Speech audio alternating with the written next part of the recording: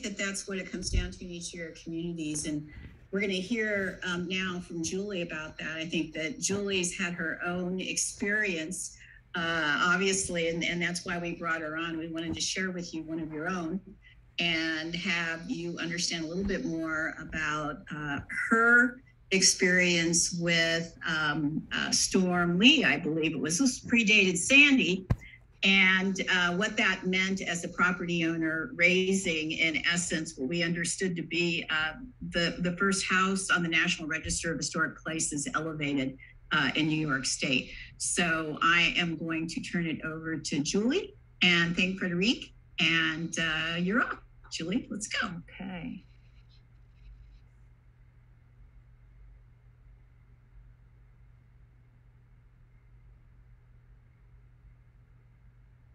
Okay, does everybody see that? Okay, so can everybody hear me? Okay, so yeah, so I want to thank you for the opportunity to talk about this story. So this is not an academic exercise for me, right? This is very much a lived experience, which makes it a really emotional experience as well. So first, let's just talk a little bit about upstate New York weather. So if you look at this graph, so this is a 95% confidence interval. So it means we're pretty sure, we're really sure about this data. And it's looking at how the annual rainfall has changed between 1895 and 2020. So if you look at the right at New York, you can see that upstate New York is pretty much in the 1/4 inch to 3/4 inches of rain a decade zone based on the two colors of green. So that's like 3 to 10 inches of rain more than in 1895. And, you know, that's a lot of rain. I think ultimately it's a blessing, right? Water, California wishes we had our water, but sometimes managing our water is difficult. So, and it's also the fact that climate change is making hurricanes more dangerous, right? The earth is getting warmer, the air is warmer, the water is warmer. What that means is that the size of the storm is bigger and it becomes an inertial problem. This bigger thing moves more slowly. And so more rain is happening in these individual events. And so, yeah, the 2-cent word is pluvial flooding, right? Meaning there's just a lot of water and there's a lot of rain. It's a big rain event. And you don't even necessarily have to live a block away from the Susquehanna River like I do for this to be a problem. It may be that you just live in a local low. And so this is an issue. And actually tomorrow I'm going to start Al Gore's Climate Reality Project training. So that starts tomorrow. It's a couple-week training, so I will know more soon. Okay, so let's turn to Owego. So Owego is actually, has any, oh, I was gonna ask questions before I started and I didn't. Maybe I'll take a break and ask questions later. But Owego is, it's a small village founded in 1787 when General Clinton killed the Iroquois who lived here. And it's a really charming little village. So this is the courthouse. And it's also called, Owego is also called the gateway to the Finger Lakes. It's just, it's a lovely, idyllic little town. One thing I want to call your attention to is see where the river is and see where the courthouse is. And yeah, my pointer is not working. I'm talking to my husband, but my I don't have my pointer. I'm not sure why. So I'm pointing with my finger and you can't see. So I will share one little story about Owego. Owego has a festival that's called Lights on the River to kind of launch the holiday season. And it didn't happen last year. It will happen this year. If you can get to Owego, it's a great time to get there. But a couple of years ago, I was in one of the lovely little stores in Owego, and the woman who owns it is from German heritage, and I used to live in Germany, and a couple was there, or not a couple, it was a mother and a daughter, and there was a distinct German accent, and we started talking to these two people, and the woman said, she was from Brooklyn, and she said, I did my research and I looked for the perfect Hallmark Christmas town, and we came to Owego. And so they traveled from Brooklyn to Owego, and it really is a Hallmark town. So in addition to being a Hallmark town, it's a historically beautiful town. So what's amazing about Little Owego is the variety of architectural styles that we have here. And this is the outline of the district. It's actually the largest contiguous historic district in New York State. It was formed in 1980. It was enlarged in 1998, and the red boundary shows its limits. This is the villain of our story. Not even a hurricane anymore, still a really bad villain. So this is Tropical Storm Lee, which Owego's right there. And if your people screen isn't covering up the screen on the right, you can see that we basically got a foot of water in 24 hours from Tropical Storm Lee. So let's go back to that image of the village. Now what I did was I superimposed the flood rate, the flood map on it. And so I assume you guys are pretty familiar with these, but just as like a quick review. So there's the floodway, the 100-year floodplain, the 500-year floodplain in the kind of yellow color. And then the white color is when you're not in the floodplain. And so just take a look at that, and you'll see in the main part of the village, there's kind of these three distinct white regions that are neither in the 100-year or 500-year floodplain. And now this is going to transform into what happened from Tropical Storm Lee. So that's a 500-year flood. And that is what happened. And if you recall where those white spaces were, it's amazing how well the mapping did. And my house is right there. This is what that looks like from the air. There's Owego. My house is actually behind those trees. Two of those big trees are in my backyard. So this is what my house looked like prior to that flood event. And as you can see, it's really low to the ground. And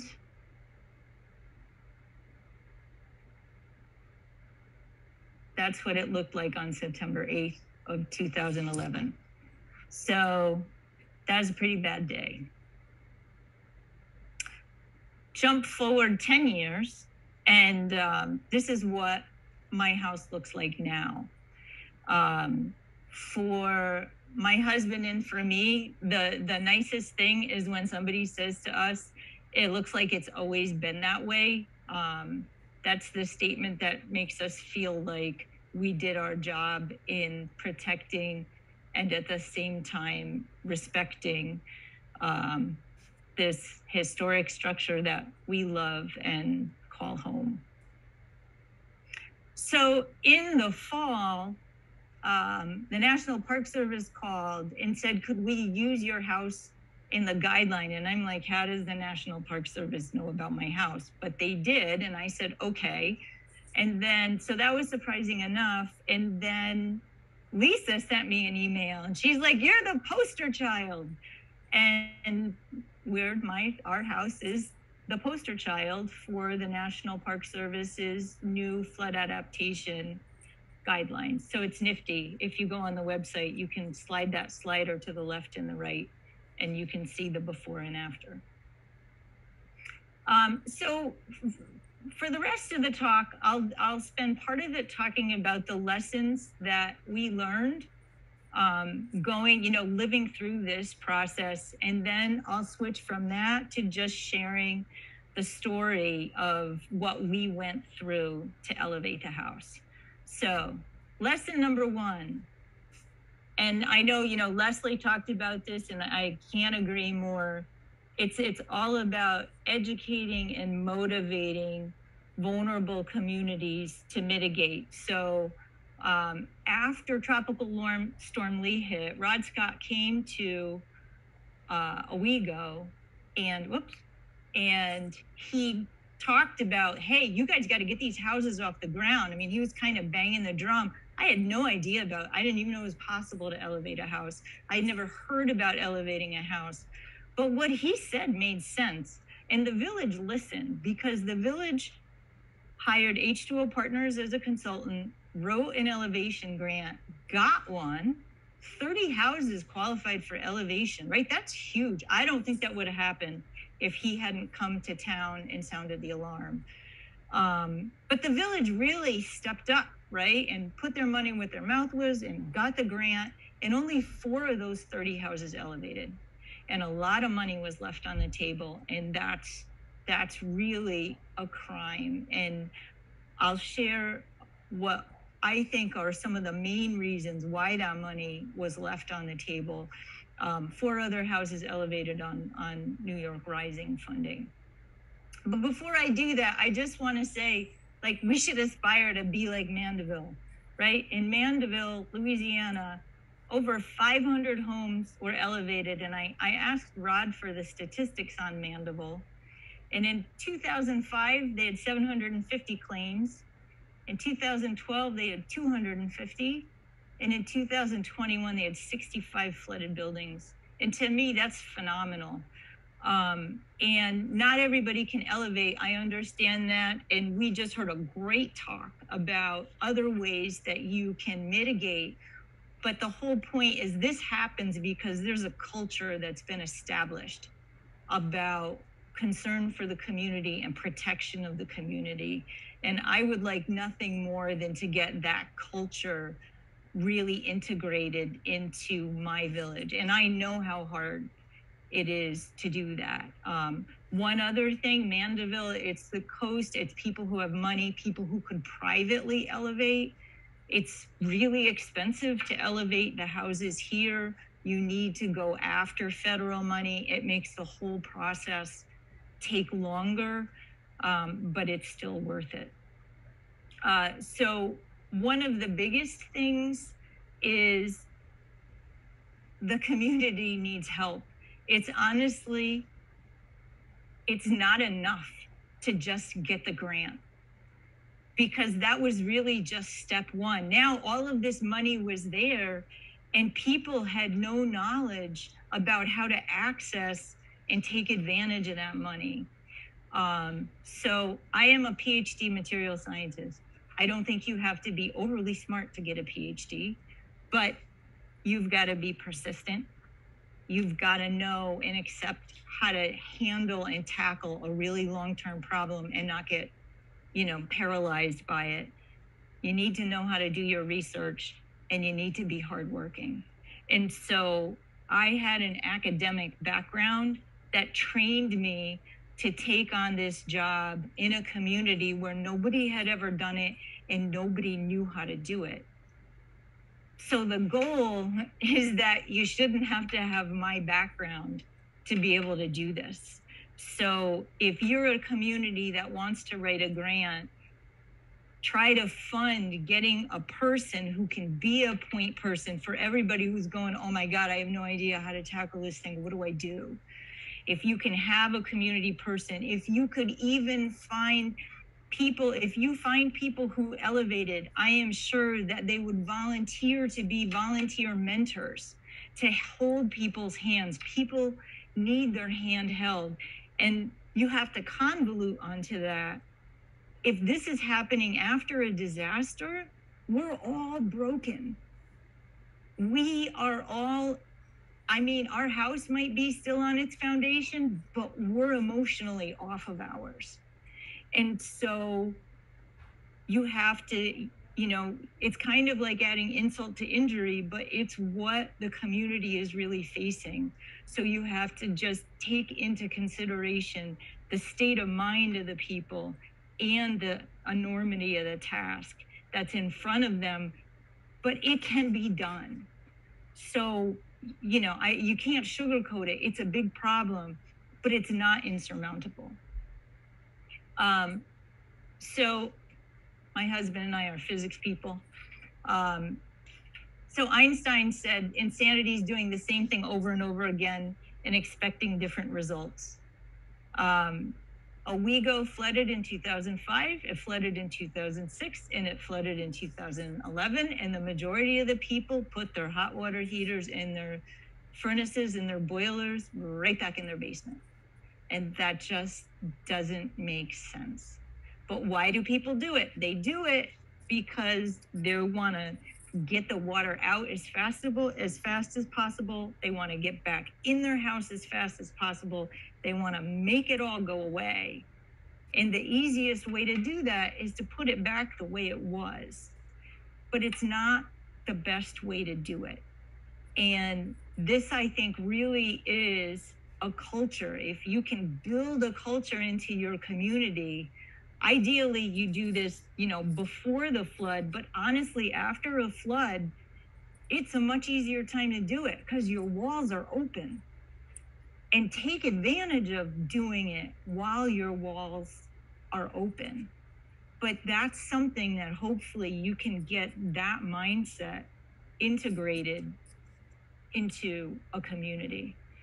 A wise man, namely my husband, said, you have to be able to afford to save money, but it shouldn't have to be that way. And you really need to design equity into an elevation grant process. And New York State didn't do a good job of that, because the way the FEMA grant ran in New York State was that you had to front the money and wait to get your reimbursement of the 75%. So these are people who their first floors were destroyed.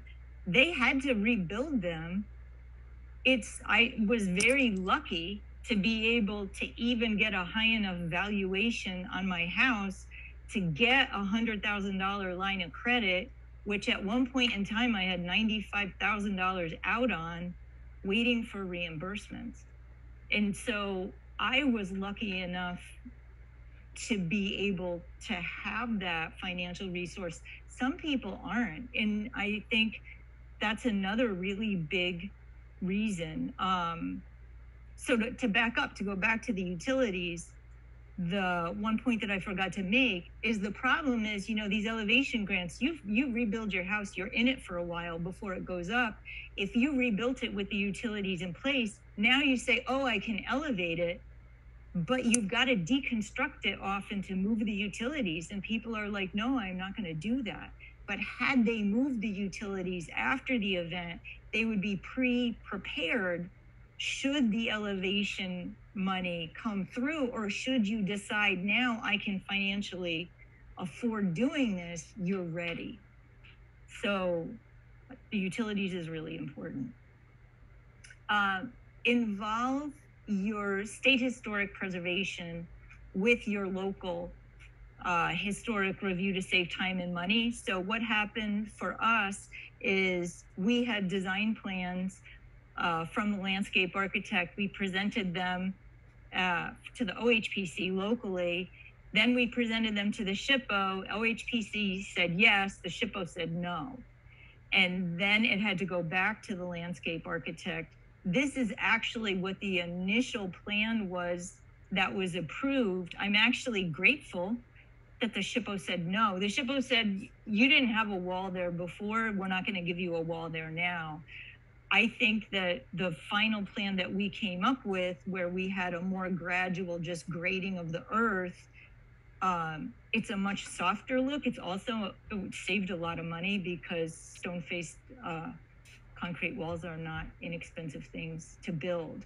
But if from the outset we had the SHPO looking at the plans while OHPC was looking, things would have gone faster and it would have saved some money.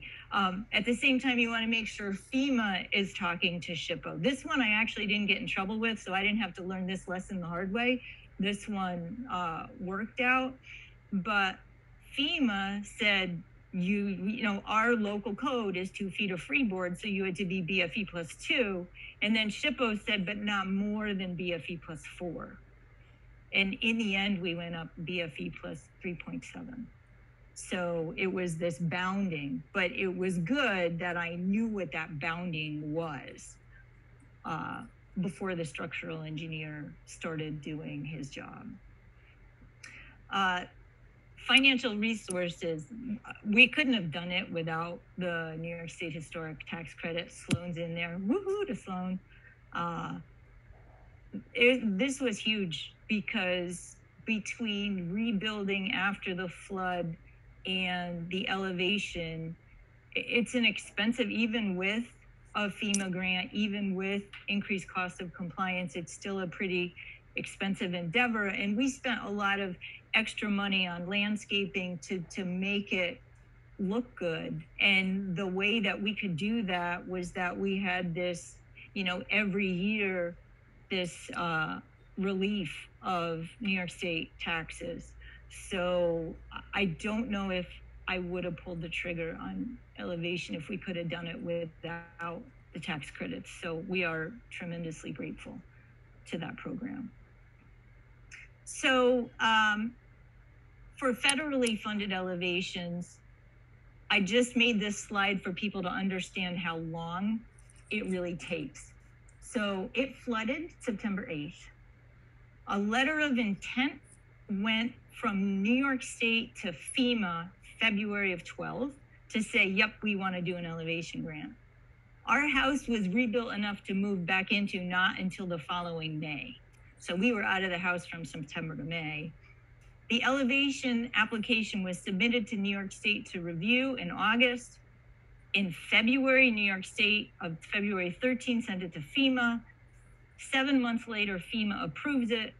Another 6 months later, the SHPO approved it because we were the guinea pigs, right? The SHPO in New York didn't have a precedent about how to elevate a historic house. So I don't think that would take as long now because there is some precedent. By August, we had landscape and engineering plans. The elevation was approved locally in August. We sent out contractor bids in November. It took a half a year to get contractor bids. The SHPO modified the plan.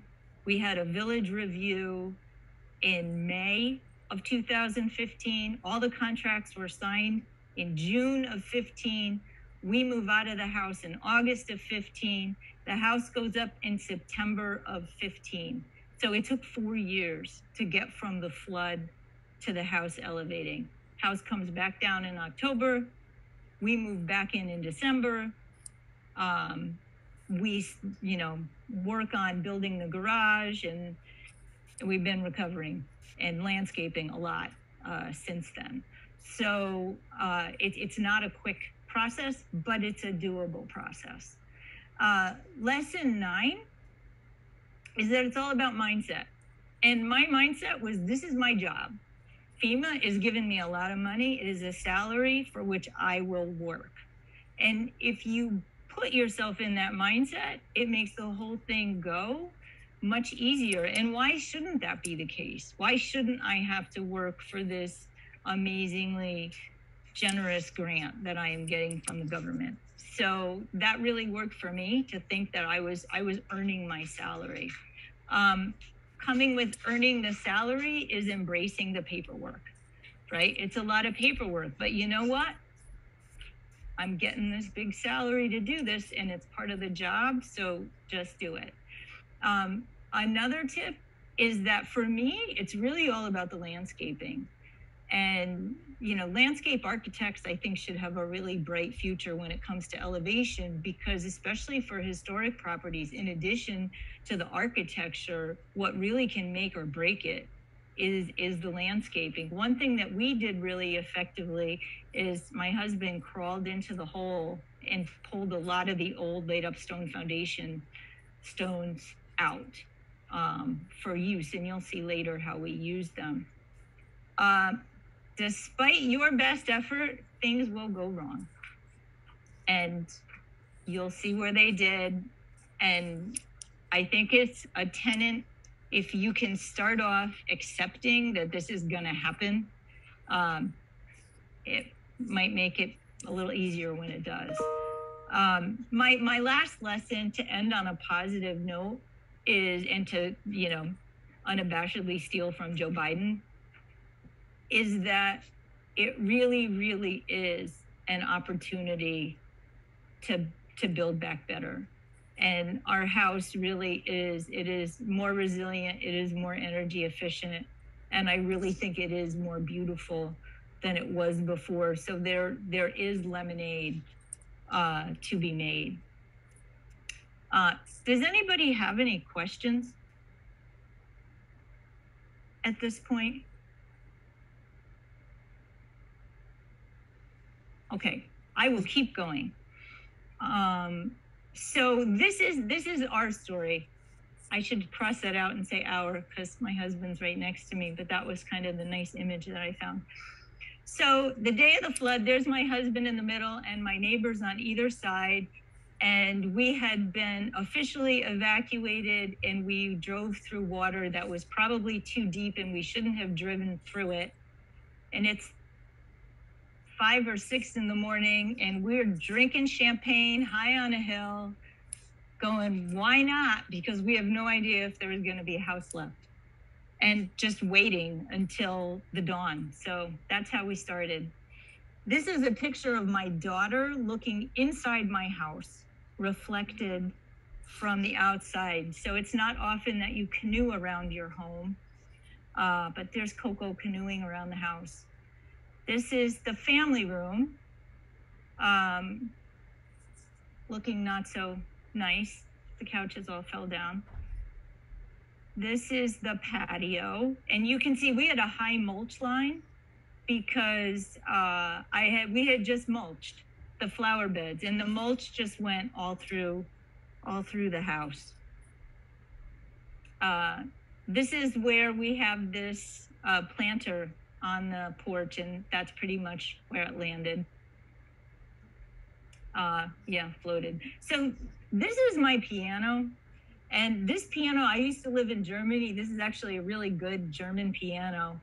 And when we left, we were up high on the hill, dawn came, it was light.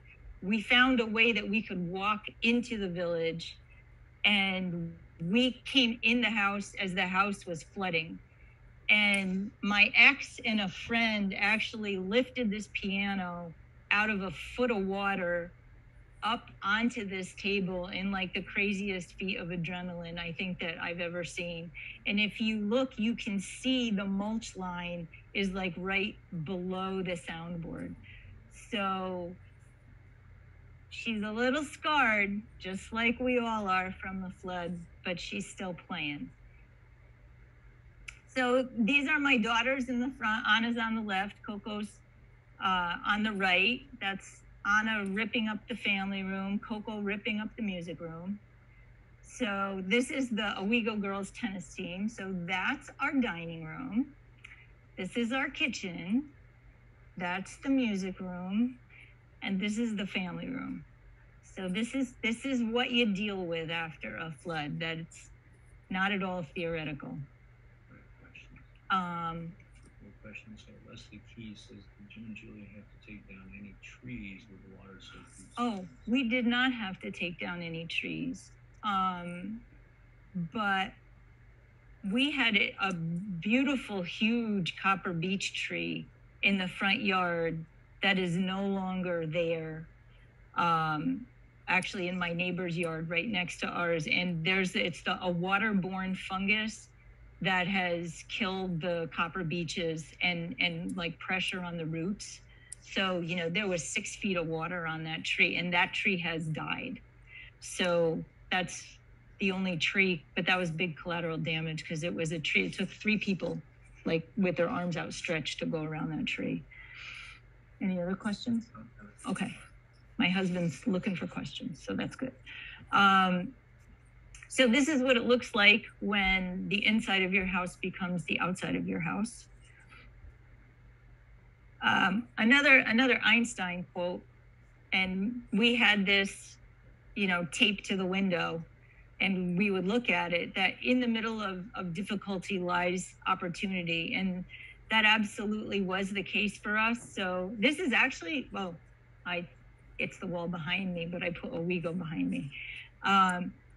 This one wall, so our house is a 1840s with a 1940 addition.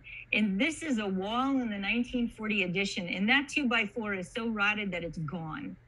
And the big beams in the corner of where 1840 meets 1940 to the left of that image was completely rotted. We had no idea that this damage was there. And so in this picture, you can see the temporary wall because the rotten wall has been taken out. And so now here they're building the new wall. And the other thing you can see is there's this little concrete pad on the top picture that's getting framed in the middle picture. And so the 1940 addition initially was a 1-story addition, and it had a patio on top. And that was just a pad where that was a jog where there used to be stairs that went to the 2nd floor that were removed. And so what we did was we just squared off that 4 feet by 8 feet. And that's where all the utilities are now. And that was obviously done, we're still in the rebuild after the flood. And so that's what it looked like. And there was that glass block window over there. So we put another one in the back just to be consistent. So if you look at that from the inside, the hot water heater is up on the left. And the other thing about the opportunity, so this is the heating system now. We had forced hot air in the basement. I'm not a forced hot air fan. Now we have a boiler up high on the 1st floor. Every room is zoned. So, the kids are grown and they're gone. We can just turn the heat off or down to 50 degrees in the rooms that aren't being used anymore. And so right now, we're heating a 2,800 square foot garage house, and we actually replaced our 1-story garage with a 2-story garage because we lost all our storage when we lost our basement. But our utility bill is $147 a month average. I actually went through them all, and I averaged them. And, the 1st floor is now closed cell foam insulation. We have a high efficiency boiler. And, and we can live super comfortably and toasty in the few rooms that we live in and just leave the heat really low in the rooms that we don't. So that's some lemonade, some building back better, climate friendly. And then in terms of just looking at before and after, so this was before, here's an after. So, the flood started taking the paint off of the brick, so we finished. This is in the dining room. And again, because the flood took the paint off, we realized that built-in cabinet was mahogany. And so there's a lot of effort, but we painstakingly stripped and brought that back to mahogany. So this is the 1940 addition, and this is what it looks like now. It was paneled, it had laminate flooring, it had a lolly column. And so since it was rebuilt, we took the opportunity to do that and try to make it look more appropriate. So that's the rebuild after the flood. So now to go to the elevation. So this is what this is from the back of the house, the back of the garage. So to elevate, we actually had to get rid of the garage because you couldn't swing the beams. The house is too close on the other side. So the garage had to be removed. We went under 1840. 1940 was built on a slab, so we had to go through 1940. So through 1940, under 1840, and get rid of the garage. So in August 2015, we move out of the house again. We stayed with a friend. She left us in the refrigerator. I thought it was lovely. And you need these little things, you know? It's the wonderfulness. Living through a disaster, I think, brings out absolutely the best in people. And part of our memories of the trauma of the flood are equally interlaced with memories of how amazing humans can be in the face of disaster and how people take care of each other. So I said the garage had to go. So we put the garage on Craigslist and we said, if you want it, you deconstruct it, you can have it. And we had somebody lined up and they said they were gonna come, and it was like 2 or 3 days before the elevation was scheduled, and they didn't show up. And I thought I was gonna have a coronary. And then we found somebody else, and they came and they took it apart, and it's a pool house in a nearby town. But for me, this was, you know, it's a perfectly good garage. And so we found a way to get the garage recycled, and somebody got a free building. Mike Lombardini says we have some questions. Oh. We have a few questions. Mike Lombardini, do you want to ask your questions? Yeah, I can wait until you go through your slideshow. That's fine. Okay. I'm kind of enjoying the slideshow, so. Okay. So this is the 1940 edition. And the thing that was really hard was the 1940 edition is the room that I showed you that said used to have the lolly column and it was all nice and redone. We had to unbuild it because we had to go through it. So we were back to labeling all because we did this the first time, right? With all this isn't actually historic trim, but still it was all made and cut. So we're labeling it all, removing it all, take all the cabinets, all the lights, all the everything out, and get it back to what's below. So that was, since we had to go through it. If in elevation, you're only going under it, you really don't have to do anything. They said you could leave, and you could leave a full glass of wine on the kitchen counter and nothing would happen to it. But since we had to go through part, because our slab, there wasn't enough integrity in the slab under the 1940 addition to elevate it. So everything had to be cleared out. So then on the outside, the first thing was to get the yard ready. And there's all our old slates. And then the water was disconnected. The basement was partially filled. And so now it's September 4th, ready, get set, and don't go because the elevation contractor didn't show up. So now I'm not in my house. I have no water. The whole thing is super unlivable and the contractor doesn't show up. So I call Rod Scott and I'm like, you have to help me. And he did. And 1 week later, Wolf came, and Wolf was wonderful. And we only lost a week, which is pretty amazing. So now this is the back of 1940. So you can see the 35-foot long beams. Yeah, that's the window Coco was looking in from the canoe. So we're going through 1940. You can see the beams sticking out of the holes in the foundation. We're going under 1840. This is what the 1940 addition looks like inside, right? So they actually tied to the walls. There was an I-beam that lolly column tied into. They tied into that. So that's what it looked like inside. This is what my kitchen looked like, because that's the lolly column, the I-beam coming from the 1940 part. The kitchen is in 1840, right? So there's a big stack of railroad ties, and there were beams under the house in 1840 transferring that load. So that's my poor kitchen with a toilet in it, you know. So, okay, so now it's elevation day. The thing that was a shame was Jim had to teach that day.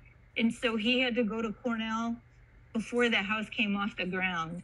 But it took them there were people, we served coffee, donuts, pizza. There were a lot of people there to watch. It took the better part of the day to get the house loose from the foundation. They'd apply pressure to the jacks. Something would resist. They basically beat the patoots out of it to get it to go.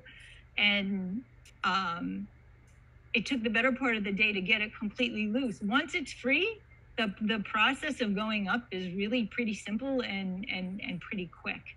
So this is actually a video of the house going up. And if you look at the blue siding next door, you're looking in real time. This is not a sped up video. And that's literally how fast this process happens. It's actually, when it gets down to it, it's pretty simple, right? They have the hydraulic jack. When you lift up to the extension that the extent that hydraulic jack can lift, put more railroad ties on, lift up again, put more railroad ties. And so this is after the house is up. I just want to call your attention to that stone because it will come back. And that's what it looks like when it's up. And at this point in time, we were really worried we were going to cause a traffic accident because so many people would slow down to look at this like crazy house floating in the air. This is the time when, everybody thought we were insane because it's really hard to visualize, right? You're going, oh my God, what is this thing going to look like when it comes down? So this is the back of the house, which is now just open to the air, right? Because there's no floor. It came off of the floor. So Owego Police Department was amazing because they completely watched our house for a month. And so now it's up. Now it's a matter of starting to prepare to set it back down. So in the top left, you can see they're repairing the damage from getting the I-beams in to elevate, starting to prepare the slab. Here now, we're pouring the slab. So the whole house is on a slab now. The slab is actually at base flood elevation. So the first floor was 0.4 feet below base flood elevation. Now the slab is at base flood elevation. And then once we have the slab now, the forms are in to pour the concrete for the crawl space. And you have to have the space underneath the I-beam so that when the house comes down, there's space for it to come down into. Then you take the I-beams out and then you fill those holes. And so here you can see the beam pockets after the forms are off. The wood framed thing is for a flood vent in between the two beam pockets. In the bottom picture, you can see the 3 flood vents. And that's actually, the opening is a crawl space door. So, and now you're over the 1940 addition before the floor is there. So now you can see in this picture, there's a subfloor. So the floor is there, the house is put back down. Since we were all dug up, we decided to sink all the utilities. So there's no power lines connecting the house. And we also brought them back farther away from the road so that they're not visible from the road. And this is now from the back of the house. To the left is going to be a garage, the new garage. And in the middle is where the patio is. And we stubbed utilities out into the garage. Should we ever want utilities in the garage, it was all prepped for it while it was all open. So here you can see on the left is what will be the garage. On the right is what will be the patio. And right in front of you is that big, huge copper beech tree that is no longer there. So now the patio was poured. and the foundation. So the way we designed it to deal with the elevation changes, so now you have to step out of the garage. And we elevated the patio because if we didn't, you would have had to step so far down coming out the side door, you would have practically banged into the garage. So we did it so that you step straight out of the house onto the patio, which is really nice. And then you just have to step up out of the garage to get to the patio. So this is in the front. All of the column bases were rotten except one. And so we had new column bases turned out of mahogany to replace them. And there's a sign that says, why? Because we love this town.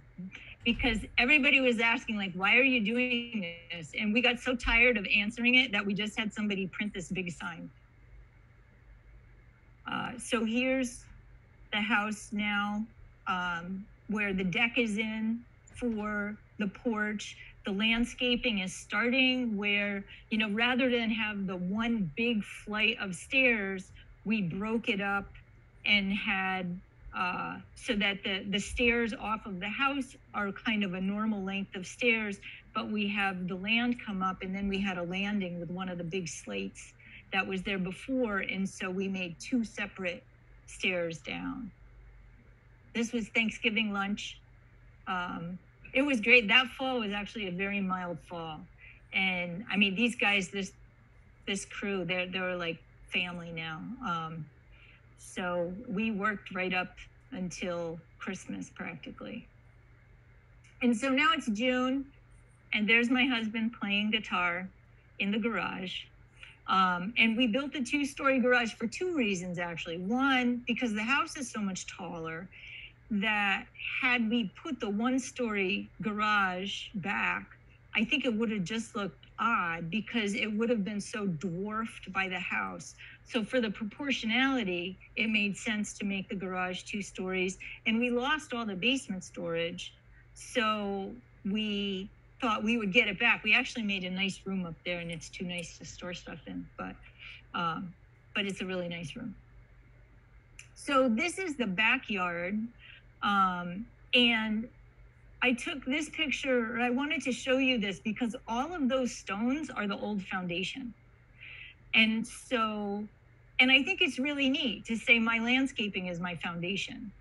But it serves the purpose really well because, again, I've got to get from the height of that elevated patio down to where the ground was before, and using the old stones was a really pleasing way to do that.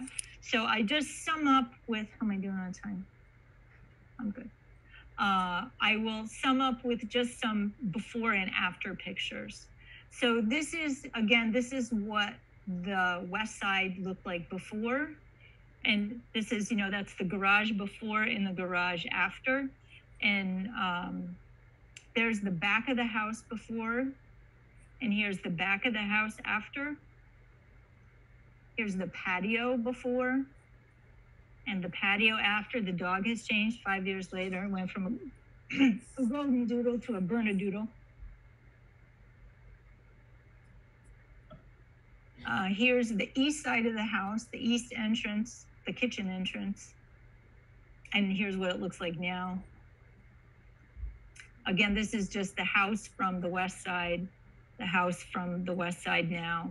So, I mean, I don't feel like it's that we've caused any harm to this house at all, right? The flower beds are really pleasing. And my dad actually said, Julie, the house is going to look better elevated. And I think he's right. And so this was the basement stairs. And now we had stairs that you'd fall like 4 feet or out of this door. So that door went to the basement stairs. And now if you walked out, the basement was gone. It's a closet now. But you would have walked out and fallen, 3 feet. So Old Good Things is a great salvage yard in Scranton, Pennsylvania, if anybody's never heard of it. So that balcony came from Old Good Things. And my husband and I do stained glass. And that's it's old bubbly glass in that door, and I didn't want to take it out. So we just put the stained glass behind it so nobody has to look at in our closet. And to end, I thought I would just show you a 1920s picture of the house. I don't know what's better, the house or the car or the dog. And thank you for listening. There's the stone that I asked you to call your attention to that we had put in into the foundation of the elevated house. You could see the flood vent on the right. So that's a small picture that's just a time capsule of how our house has lived and adapted. So thank you very much.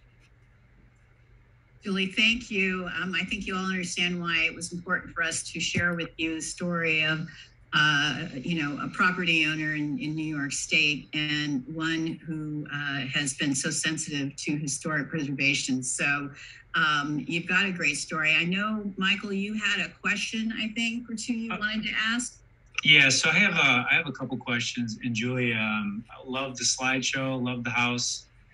As an architect, I thought you did a great job of transitioning, the elevation kind of into the landscaping. So I appreciate all that. But my questions are more technical, I guess. So one question you had for your reference is that there was a salary. So did the grant, within the grant, did it list that you could receive a salary by doing all the work yourself? So that's my one question. And there was no salary. It's just I got 75% reimbursement for the work done. So I told myself I'm going to consider that my salary, Gotcha. That I'm working. So it was all a metaphorical thing in my head.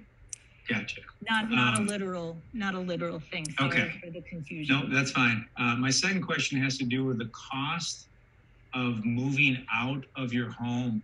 Was that part of the grant stipulation too, where you could expense relocating you and your family somewhere while the work was being elevated and constructed? Yes, actually, that was eligible for the 75% reimbursement. Okay. So it was that is an eligible expense. Gotcha. And then my last question is, can you just talk a little bit about, you mentioned that 4 out of the 30 homes or 50 homes, I can't remember the number, actually elevated in Owego. And there's struggles, obviously, when it comes to economics of projects like this, right? Because you have to fund the project kind of up front. You get 75% back and then you pay 25. Right. But as you said, how many people can actually physically finance north of $100,000 on a project like that? So maybe can you speak a little bit about that and why there were struggles in Owego? And again, I live in Binghamton, so I understand the struggles, the economic struggles that we have in our area. But I think that's one of the causes of why people chose not to do it. And I think the other cause is it's a lot of work. Right. I think the big three are, if people button up their house with their utilities in their basement, they're like, I'm not opening it up again. The financial burden barrier was insurmountable.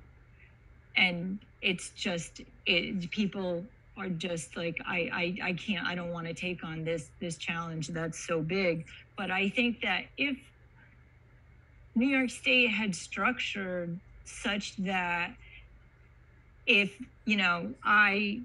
work was done, I would submit the bill from the contractor to the village, who would have the money from FEMA, and the village would pay 75% and I would pay 25%.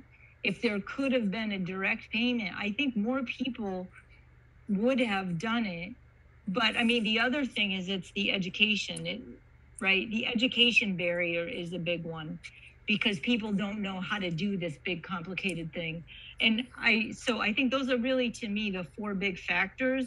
I wouldn't kind of dare to put a weighting factor on which one wins, but even if you want to take it on and if you're willing to learn, if you can't front that money, you're out.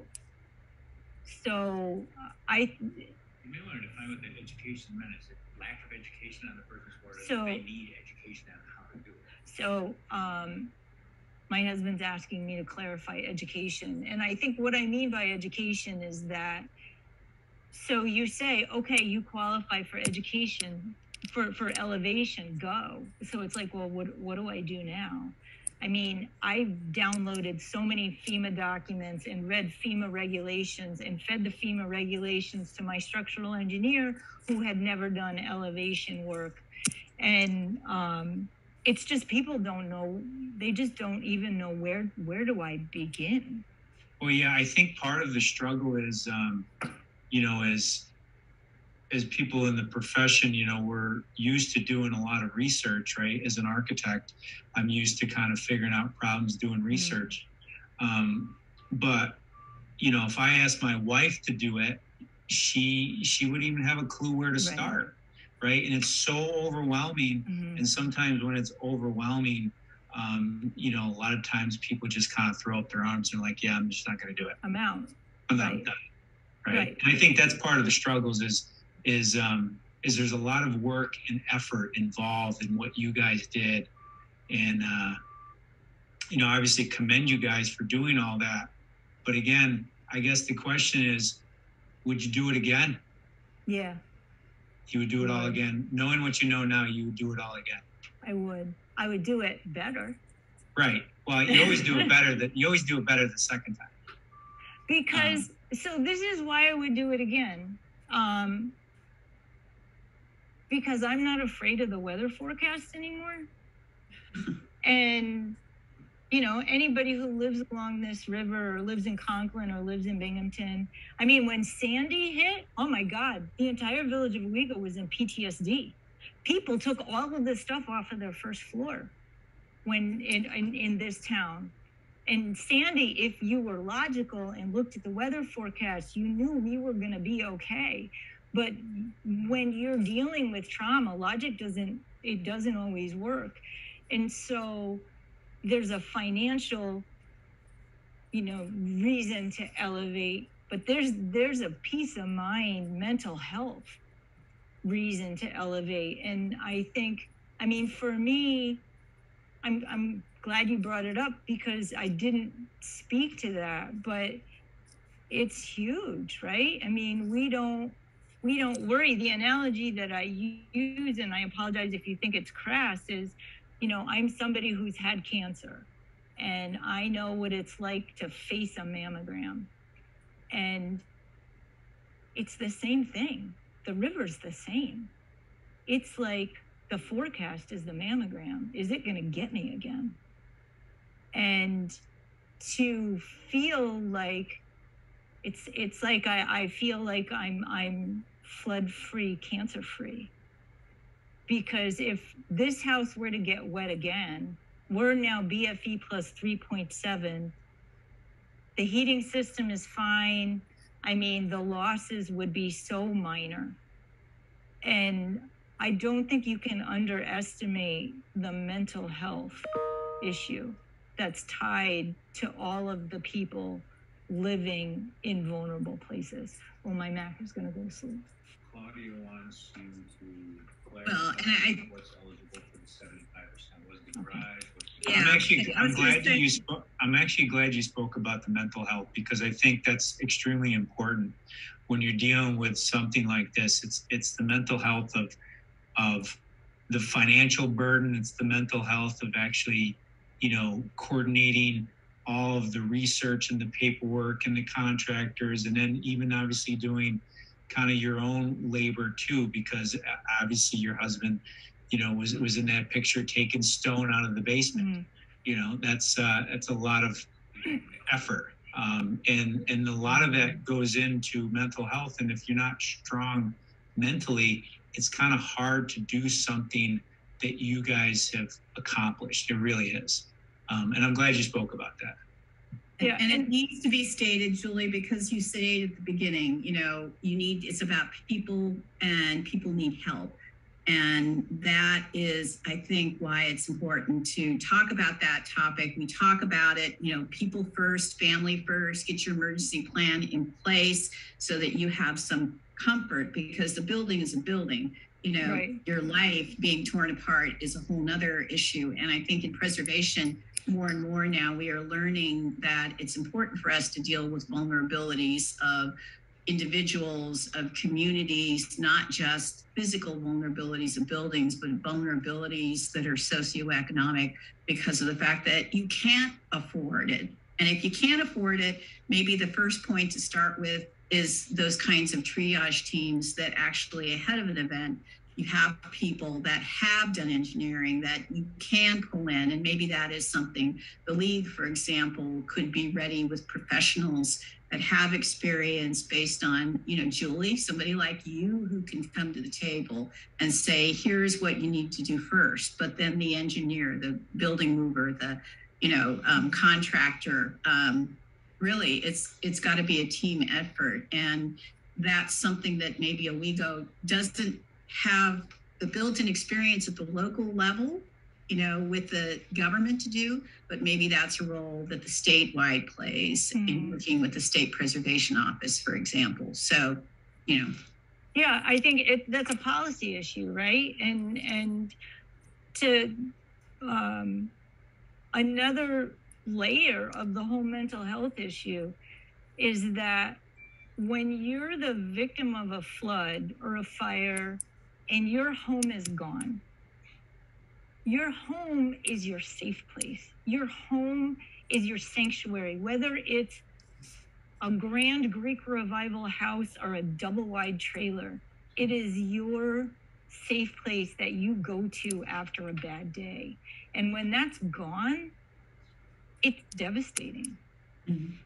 And I think that's what people also need to keep in mind, right? So that physical structure is tied to your mental health, and then you have your mental health issues on top of it. But yeah, Lisa, I 100% agree. It's about the people and finding support for the people, and then the people can help support the structures.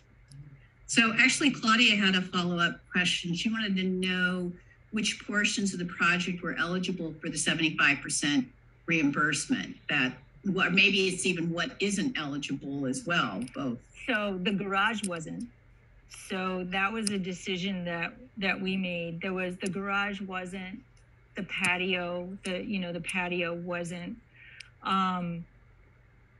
For a standard house, the bluestone facing on the foundation would not have been eligible, just the foundation, but the SHPO with FEMA gave us 75% because of trying to keep the house on the register.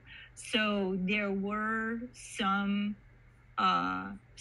things that we were able to qualify for because we were historic.